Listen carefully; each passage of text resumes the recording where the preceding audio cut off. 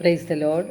സ്നേഹമുള്ളവരെ, ഇന്ന് നാം വിചിന്തനത്തിനായി എടുത്തിരിക്കുന്നത് ജ്ഞാനത്തിൻ്റെ പുസ്തകം 16 2 തിരുവചനമാണ്.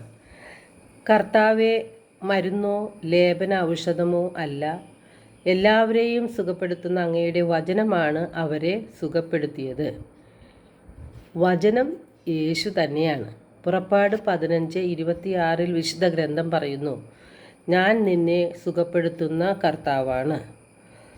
പരിശുദ്ധ കുർബാനയിൽ വസിക്കുന്ന ഈശോ നമ്മെ സുഖപ്പെടുത്തുന്ന ദൈവമാണ്.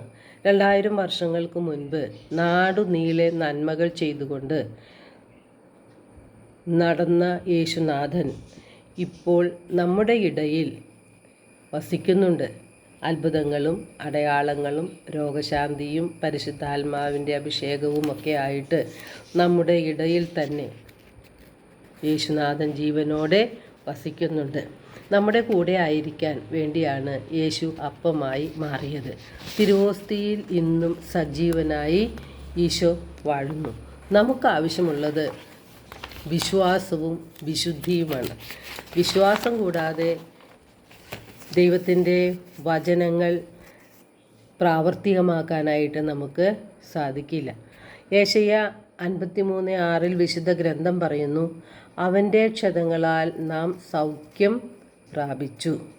സങ്കീർത്തനം 107:20 സങ്കീർത്തകൻ പറയുന്നു, അവിടുന്ന് തൻ്റെ വചനമയച്ച് അവരെ സുഖപ്പെടുത്തി. പ്രഭാഷകൻ 38:9 മകനെ, രോഗം വരുമ്പോൾ ഉദാസീനനാകാതെ കർത്താവിനോട് പ്രാർത്ഥിക്കുക, അവിടുന്ന് നിന്നെ സുഖപ്പെടുത്തും. നാം പലവിധത്തിലുള്ള രോഗങ്ങളാൽ കഴിയുന്നവരാണ്. മാനസിക രോഗങ്ങളുണ്ട്, ശാരീരിക രോഗങ്ങളുണ്ട്. വല്ലാത്ത പ്രതിസന്ധികളും നമ്മളെ അലട്ടുന്നുണ്ട്. നമ്മിൽ പലരും തിന്മയുടെ ബന്ധനത്തിലുമാണ്. നമ്മളിൽ ലോകത്തിൻ്റെ മോഹങ്ങളും ജഡമോഹങ്ങളും കണ്ണിൻ്റെ ദുരാശയും ജീവിതത്തിൻ്റെ അഹന്തയും എല്ലാം നിറഞ്ഞു നിൽപ്പുണ്ട്. അതെല്ലാം നമ്മെ കീഴടക്കി ഭരിക്കുമ്പോൾ നമ്മുടെ ഹൃദയത്തിൽ അഹങ്കാരവും സ്വാർത്ഥതയും പ്രതികാര ചിന്തകളും വെറുപ്പും വിദ്വേഷവും ഒക്കെ ആയിരിക്കും നാം സൂക്ഷിക്കുന്നത്.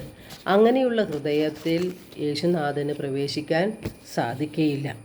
ജെറമിയ 17:9 കർത്താവ് അരുളി ചെയ്യുന്നുണ്ട്, ഹൃദയം മറ്റെന്തിനേക്കാളും കാപട്യമുള്ളതും ശോചനീയമാം വിധം ദുഷിച്ചതുമാണ്, അതിനെ ആർക്കാണ് മനസ്സിലാക്കാൻ കഴിയുക?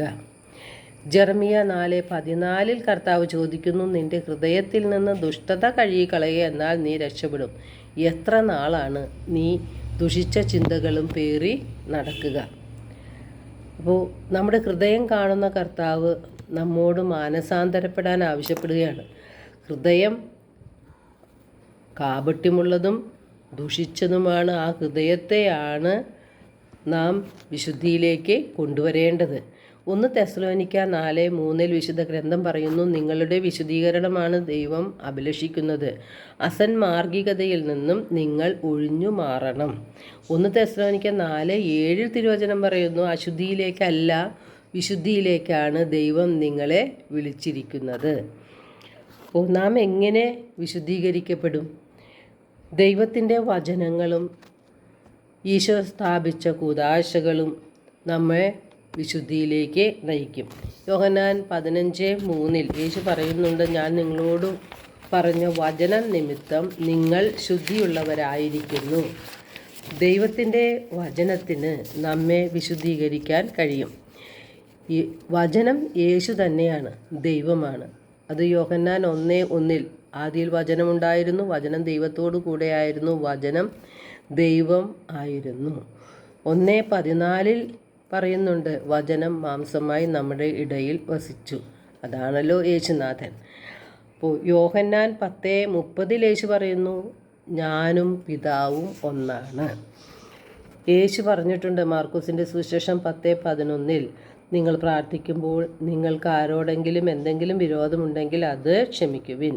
നമ്മുടെ ഹൃദയത്തിൽ വെറുപ്പും വിദ്വേഷവും നാം സൂക്ഷിക്കുന്നതെങ്കിൽ നാം വിശുദ്ധിയിലല്ല അശുദ്ധിയിലാണ് ജീവിക്കുന്നത് എന്ന ഒരു തിരിച്ചറിവ് നമുക്കുണ്ടായിരിക്കണം. അപ്പോൾ നമ്മുടെ പ്രാർത്ഥനകൾ നാം എത്ര പ്രാർത്ഥിച്ചാലും നമ്മുടെ പ്രാർത്ഥനകൾ ദൈവം സ്വീകരിക്കുകയില്ല. നാം മാനസാന്തരപ്പെടണം. നമ്മുടെ ഹൃദയത്തിൽ വിശുദ്ധി വരുത്തണം. നാം നമ്മുടെ ഹൃദയത്തിൽ നിന്ന് അഹങ്കാരവും സ്വാർത്ഥതയും അതുപോലെ വെറുപ്പും വിദ്വേഷവും എല്ലാം മാറ്റണം. അതുകൊണ്ടാണ് യേശു പറഞ്ഞത്, നിങ്ങൾ പ്രാർത്ഥിക്കുമ്പോൾ നിങ്ങൾക്ക് ആരോടെങ്കിലും എന്തെങ്കിലും വിരോധമുണ്ടെങ്കിൽ അത് ക്ഷമിക്കുവിൻ. നാം മറ്റുള്ളവരോട് ക്ഷമിച്ചെങ്കിൽ മാത്രമേ നമ്മുടെ തെറ്റുകൾ പിതാവായ ദൈവം നമുക്ക് ക്ഷമിച്ച് തരികയുള്ളൂ. നാം നമ്മുടെ കുറവുകളും അപരാധങ്ങളും പാപങ്ങളും അംഗീകരിച്ച് അനുദപിച്ച് കുമ്പസാരം എന്ന കൂദാശയിലൂടെ ആ പാപഭാഗങ്ങൾ ഏറ്റുപറഞ്ഞ് ഹൃദയവിശുദ്ധി വരുത്തിയാൽ മാത്രമേ നമ്മുടെ പ്രാർത്ഥനകൾ ദൈവം സ്വീകരിക്കുകയുള്ളൂ. നമ്മുടെ ഹൃദയത്തിൽ ദൈവത്തിൻ്റെ വചനം സൂക്ഷിച്ചാൽ, വചനം നിറച്ചാൽ പാപത്തിൽ നിന്നും നമുക്ക് അകന്നിരിക്കാനായിട്ട് സാധിക്കും. ആരെയാണ് കർത്താവ് കടാക്ഷിക്കുന്നത്? ആത്മാവിൽ എളിമയും അനുതാപവും ഉണ്ടായിരിക്കുകയും എൻ്റെ വചനങ്ങൾ കേൾക്കുമ്പോൾ വിറയ്ക്കുകയും ചെയ്യുന്നവനെയാണ് ഞാൻ കടാക്ഷിക്കുന്നതെന്ന് യെശയ്യാ 66:2 കർത്താവ് അരുളി ചെയ്യുന്നുണ്ട്. എല്ലാവർക്കും ഒരു നല്ല ദിനം ആശംസിക്കുന്നു. ദൈവം നമ്മെ ഓരോരുത്തരെയും സമൃദ്ധമായി അനുഗ്രഹിക്കട്ടെ.